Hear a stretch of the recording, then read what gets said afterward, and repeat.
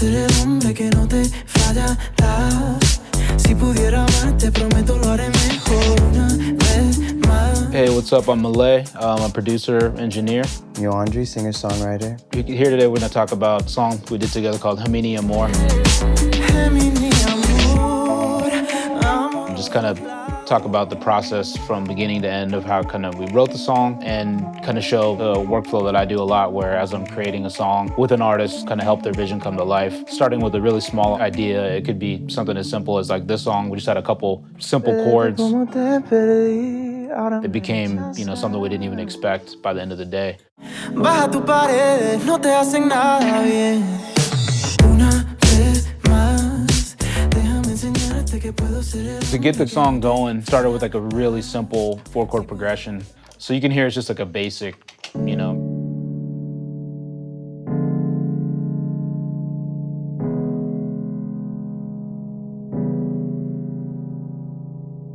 Yeah, so simple 4 chords. So I just added a few effects. Like I'm using the thing I use a lot from Waves plugin, the J37. It's the tape emulation. The thing I use this mostly for is kind of for like the warble and the flutter. I mean, you can hear it right away. Just instantly kind of gives it some vibe because it's sounding a little pitchy. Using some EQ to give it, I'm trying to make it sound a little more vintage. I'm pushing like a lot of mid-range, pulling a lot of the low end out.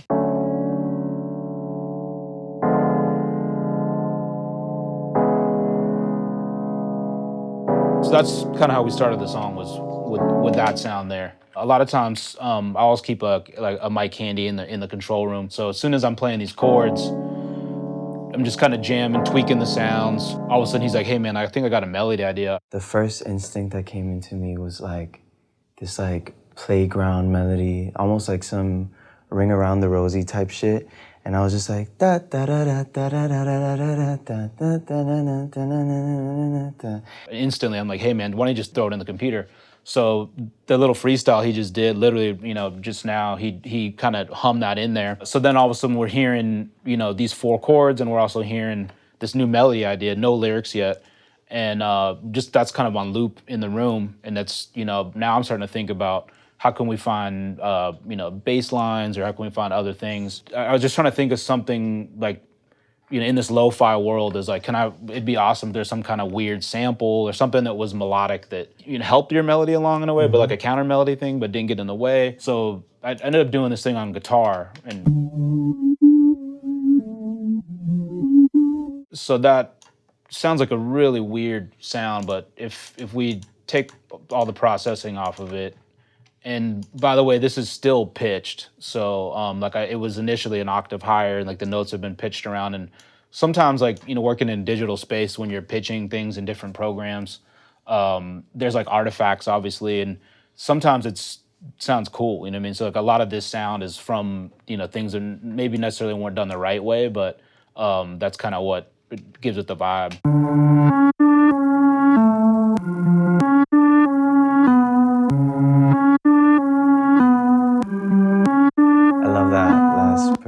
That last chord. The note. Yeah. It's a beautiful melody. It's really cool, but it sounded a little weak just like playing it, you know what I mean, just as on the guitar. So I ended up doing working like in a really strange way, but just like playing like one note at a time.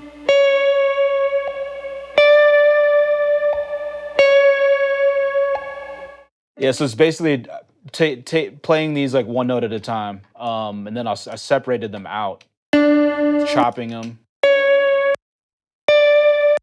Ended up reversing each one at a time. So it's almost kind of rebuilding that melody. Like we already knew what the melody was gonna be, but the challenge was, how can we make this sound like the last thing anyone would ever think is like that was a guitar. Still sounds like a reverse guitar, and people know that sound. But then you take that and, when you build it into pitched and chopped and then processed, yeah, it's like, so I remember once we nailed that, we were like, we got it. And a big part of Yoandri's music, I feel like, that we've always talked about is just always keeping as much space as possible for his vocal. So a lot of the stuff it might sound big, but I think a lot of times it's because more of his vocal presence and just everything having enough space. Like this song really is just those whirly chords, that guitar, and then some drums. I mean, there's like a bass line for the choruses and stuff, but it's pretty sparse overall. Once we really like realized it was going to be a Spanish song, I think from that point, like we always kind of do, we just started riffing off each other of like, you'd be like, hey man, what if the chorus had, like a funk type bass. I know a big part of talking about these back to these four chords. The challenge was with the four chords was, that having this kind of like jazzier. Because I know like Yoandri's like really big into crooners like Jose Jose and Frank Sinatra. yeah. So it's like these type of chords they feel in that space, but it's like for like I guess we're trying to do something new. It's like how could we make these work and not sound like I don't know cheesy. So I think it was the bass line that did it. Was we said what and then we said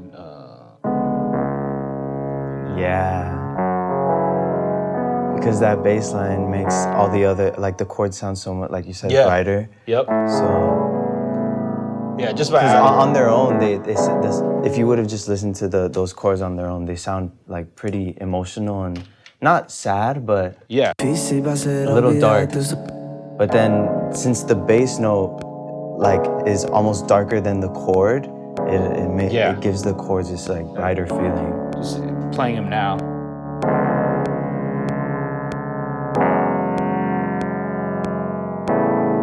Especially that last one.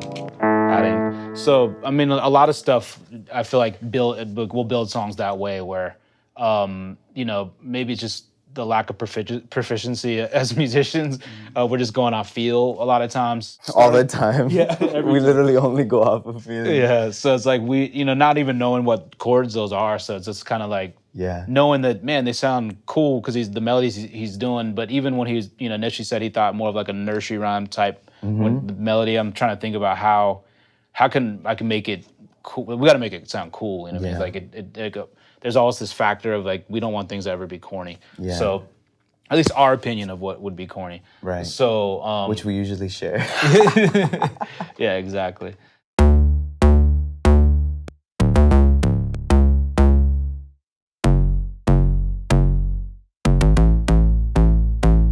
I think once we started figuring out these bass notes, which ended up becoming this bass line. It's another example of just like, kind of thinking about how when you're putting something together, it's like another hook. I feel like the bass, like every little thing, like the guitar thing has its little hook. The bass sounds like a hook as well.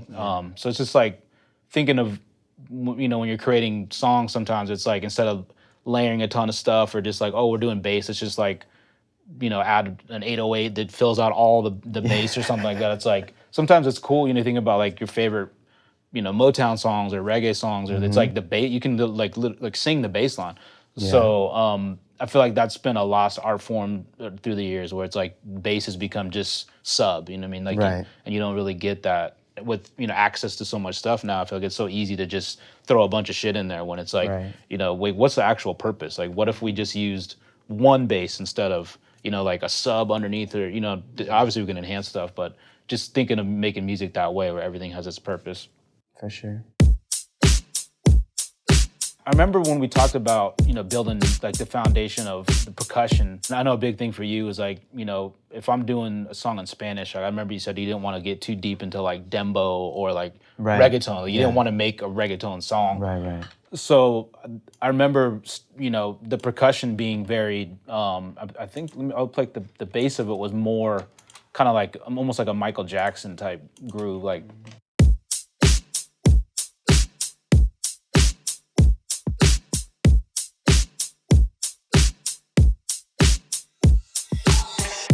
I mean, that's fire on its own. That's like what we were saying earlier. Each thing is like its own hook. But still, I was trying to think of ways to creatively still give it that Latin foot. You know what I mean? Like, And so we had like I remember we were like working specifically really hard on this. Even though it happened real quick though, we did all that day. I think just adding those off.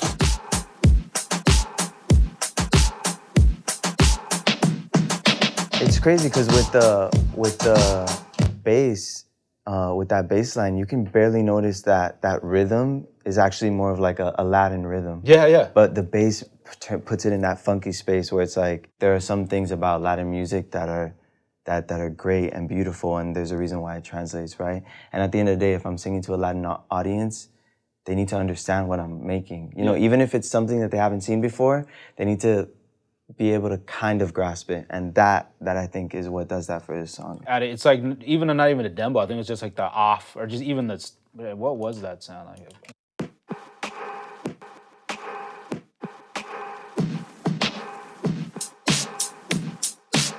They're not even Spanish sounds necessarily. Yeah. They're like Latin sounds, you know what I mean? So it's just like, when you hear it all together, I think it was just the placement that we did.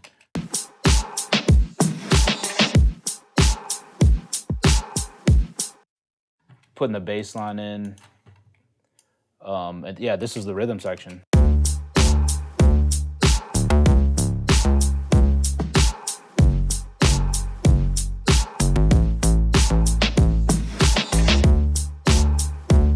Yeah, I think the fills too, kind of, I was thinking a lot in kind of like dance hall, like reggae music, or reggaeton, like a lot of those fills. I was thinking about those. So it's just, I think it's like the littlest things that still make it feel like, for some reason, this is a Latin record, but it's like I've never heard a song like this before. And the guitar part.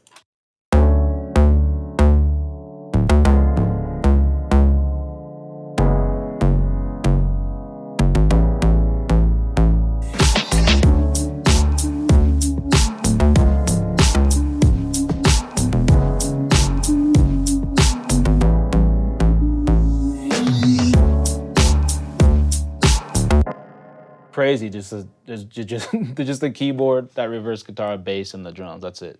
I remember once we got to that bridge, when you started talking about the flamenco thing. I think I might have did this on guitar initially, but we ended up finding this keyboard.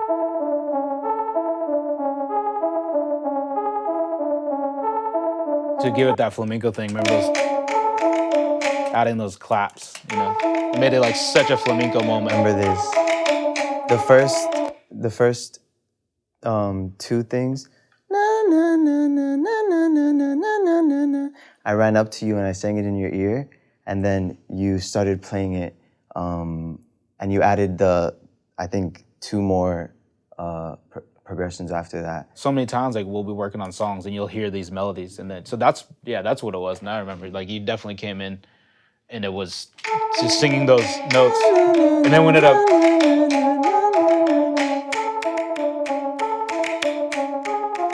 yeah.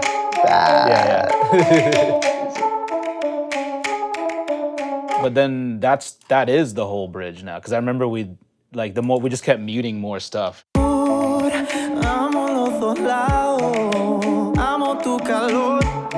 No importa si eres frío, confía en tu corazón. Agárrame la mano y déjame amarte como lo merece, como lo merece.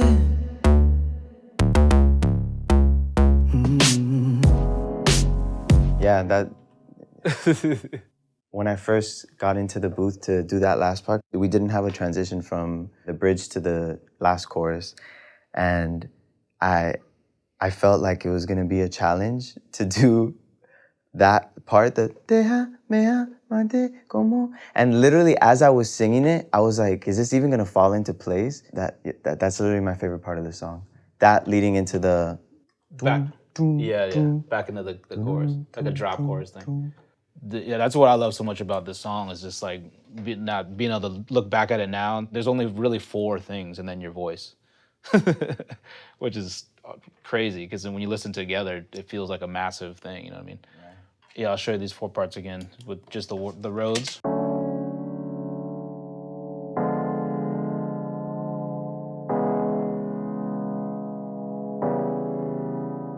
Reverse guitar thing.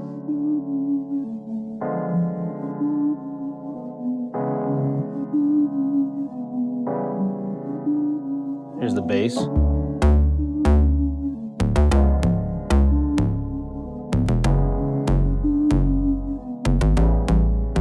All the drums.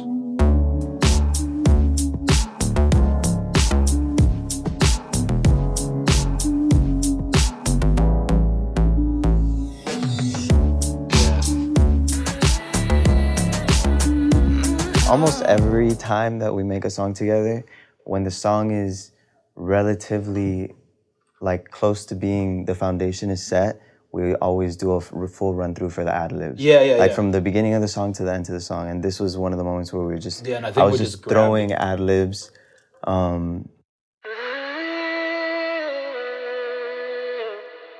We just processed it. Yeah, because by itself, it's just you singing. Heavy tune.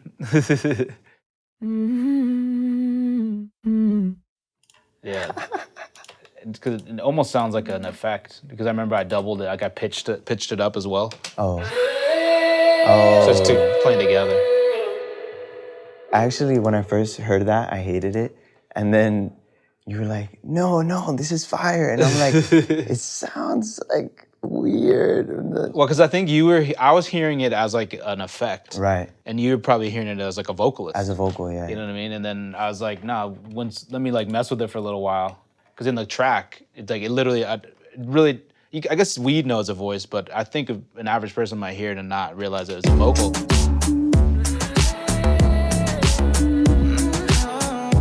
It almost sounds like a keyboard.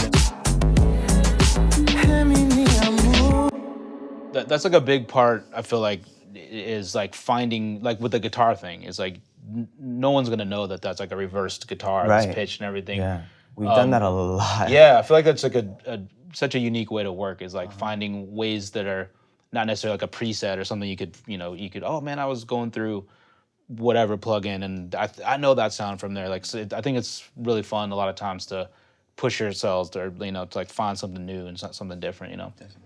Yeah, I feel like a lot of our ideas come from literally that of just like when I'm writing a song or composing and doing vocals and stuff, making melodies, I always just let out the first thing that's in my head. And when we do these ad-libs, I fully go in the zone of the song. I'm just trying to decorate the song. I'm just trying to add little right moments here and there. I think that the record being like as simple as it is with just like the drums, bass, that reverse guitar, the whirly thing, everything else, it's like asking for like little kind of like ear candy moments or whatever. And I think if those were not, I feel like if we didn't process those the way we did, then they'd almost like step on your lead vocal. Yeah, definitely. So everything just kind of, the ad-libs almost became like an ambient thing, like an afterthought, definitely. Which is sick. It's almost like we're able to turn my voice into like another instrument for sure. A lot of the time.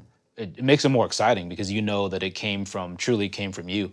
It's not like some sample we found off, a sample pack or something. It's like this is all created from, what you brought to the table that day. You know what's crazy though? I bet you, I wonder if it's still in here. Yeah, remember this? So.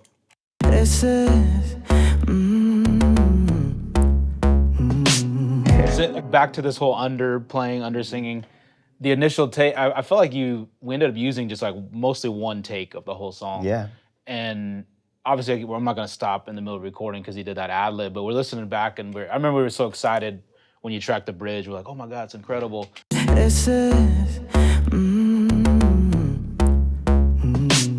But then I remember I was like, the more we listened to it a couple of times, I remember when I was like, wait a minute. Yeah, and no, that muted that ad lib.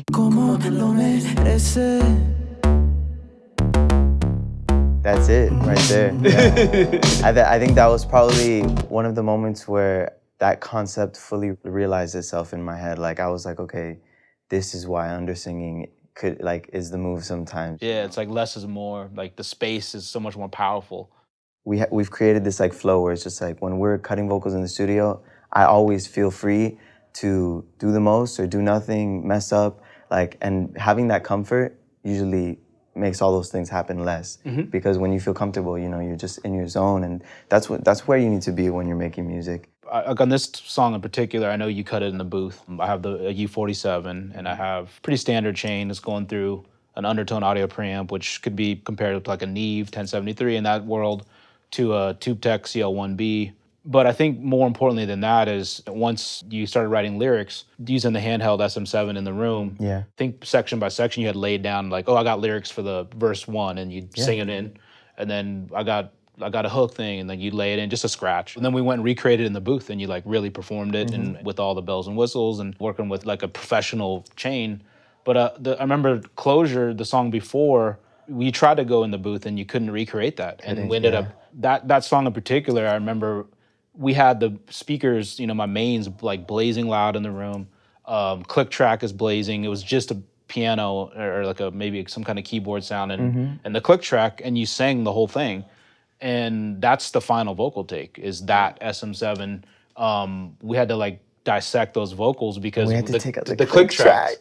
tracks. There's no rules when we're doing this stuff. And I remember you said, don't I need to go re-sing that? Because I did it, like that was just a demo. I was like, no, like what are you talking about? Like, this is perfect. Like you're never gonna, you tried to, and then you're like, hey, wait a minute, can I hear the demo?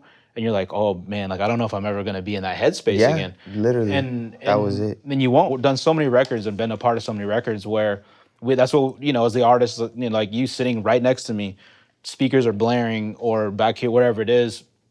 And it was about the energy. I mean, it's like, I feel like, the music listener or the fan, like they're not, most likely they're not going to be trying to debate what kind of mic you used and what kind of, you know what I mean? It's like, that's stuff that we get caught up on. And it's kind of more fun, especially like producers, engineers. It's like a conversation. It's almost like shop talk, they call it, you know what I mean? Where it's like, oh, what mic we're using.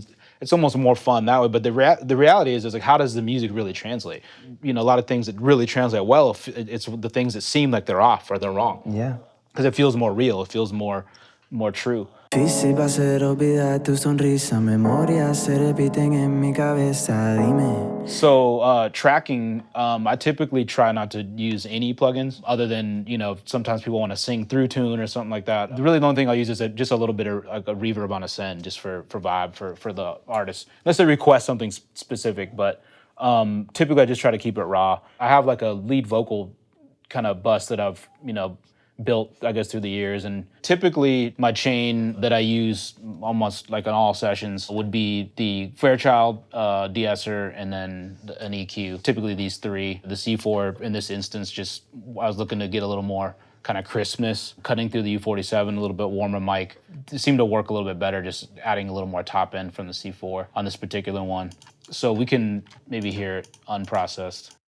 Difícil va a ser olvidar tu sonrisa, memorias se repiten en mi cabeza, dime, ya te olvidaste de mí.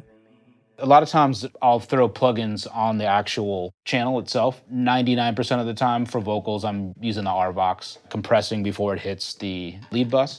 If we combine all those together. Difícil va a ser olvidar tu sonrisa, memorias se repiten en mi cabeza, dime, ya te olvidaste de mí. So it's not a huge thing, it's really subtle, but Difícil va a ser olvidar tu sonrisa, memorias se repiten en mi cabeza, dime, ya te olvidaste de mí. Difícil va a ser olvidar tu sonrisa, memorias se repiten en mi cabeza, dime, ya te olvidaste de mí. I'm looking to keep it as raw and I guess honest as possible. And I feel like sometimes if you overprocess things, you can lose some of that spirit, and it gets, especially nowadays with everything is so like loud and digital. I'm always searching for things that make it as human as possible. Unless you're really trying to do something ambient, where like we've talked a lot about your adlibs and stuff, where it'll get like, obviously it's an effect you're going for. Not a huge difference once you add all those plugins. It's just very subtle movements. For me, the emotion comes from, doing rides on like delays or things like that. You can hear there's like a little delay, and you can see there's like a little bit of automation just at the end. It's such an empty part that kind of like kept almost like acted as rhythm for a second. Difícil va a ser olvidar tu sonrisa, memorias se repiten en mi cabeza, dime, ya te olvidaste de mí. Me sigues. And that might be the first part of the song where we establish when it's like me. That kind of all of a sudden puts you in the rhythmic space. So like subtly as a listener, now you're like kind of start bobbing your head by the next part because you've heard that delay. Just a hint of verb throughout the song, but little automations. Like a lot of times, I don't know if I did it on this specific song. A lot of times I'll do automation. And you see me do it. Like as soon as we cut vocals, we'll start working on comping. And once we have a good take, I'll spend like 5-10 minutes like automating effects. Yeah. You know what I mean? And it's kind of helping paint the picture, you know what I mean? So we know where we're going. It's also something, like back to when we kept your original demo vocals on the song we did before this one, Closure. It's like you're never gonna recreate that moment, you know what I mean? And it's like once, even from my side as a engineer producer on this side, as soon as you're comfortable with your vocals, it's like, what kind of sauce am I hearing? Like, you know what I mean? It's like, I might not be able to recapture that moment. I'm also a huge fan of trying to accomplish things with you here in the room, especially, as opposed to like, okay, thanks for doing the vocals, see you later, and then I'll send you this in 2 weeks or something, you know what I mean? Yeah. So it's like, kind of like the energy stays alive, you know what I mean? Where it's just like, are some of the movements wrong necessarily? I don't know, maybe, but it's like we can also fix that later as far as like adding too much verb or it's whatever. Right. But I think usually the initial inception of when I'm doing these automations and stuff, they always end up making it on the final mix because it's just part of the emotion of what drove to begin with, you know what I mean? There's been very, very few moments where we've done something and then taken it out. Yeah, it's like almost like the immediate intention. It's almost like, improvising or something. Yeah, You know what I mean? I think it's because that's solely what we both run off of. Like we're just bouncing off of each other like the whole time. And when you start doing that, then like you don't want to stop until it's what it needs to be. Yeah, that's definitely a huge part of the process. So I feel like as a songwriter, a lot of times it helps to listen to something almost the opposite of what you're doing. Throughout my life, I've always kind of gone through different periods listening to different things. It'd be classic rock, it might be jazz, heavy metal. A lot of complaints I hear of people saying, man, all the music's starting to sound the same now. You know what I mean? I feel like, hey, I love this song. And then you go make a song that sounds just like it. It's like, hey, I love this song. Why don't we do something that's like, has the kind of hits that way, but what if the foundation of it was from somewhere else, and it makes it a more interesting story as well from the creative process. Déjame enseñarte que puedo ser el hombre que no te fallará. Si pudiera amarte, prometo lo haré mejor una